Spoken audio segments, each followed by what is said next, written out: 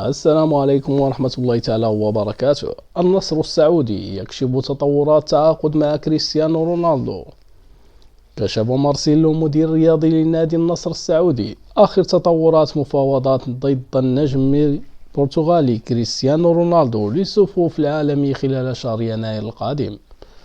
وعند سؤال عما إذا كان رونالدو في خططه في المستقبل القريب، قال مارسيلو في تصريحات صحفية لوكالة الأنباء الألمانية: غير مسموح لي قول نعم أو لا. وأضاف: دعونا ننتظر ونرى كيف ستجري الأمور حتى نهاية العام. كما ترون، هذه المفاوضات شاقة ليس للنادي فقط ولكن للبلاد والعالم كرة القدم. وقال المدير الرياضي لنادي النصر السعودي إن الصبر هو مفتاح لناديه للتعاقد مع البرتغالي كريستيانو رونالدو. وواصل: ما يمكنني قوله إن كريستيانو من بين أفضل اللاعبين في تاريخ كرة القدم، كما كان دائما نموذجا بالنسبة لي كرياضي، وذلك بسبب الرغبة التي يظهرها لتحقيق الفوز.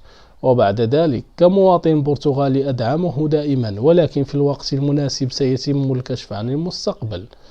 ويعتقد مارسيلو أنه ليس من الضروري أن تكون خطوة انتقال رونالدو للسعودية تراجعا له في مسيرته، قائلا: أتواجد هنا منذ 5 سنوات، وكل اللاعبين الذين تحدثت معهم يتفاجؤون للغاية عندما يصلون إلى هنا، خاصة على مستوى البطولة.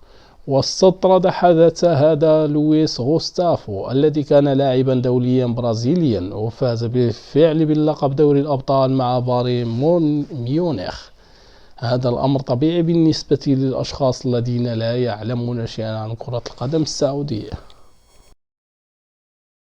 لا تنسى الإعجاب بالفيديو والاشتراك في القناة وتفعيل الجرس ليصلك كل جديد.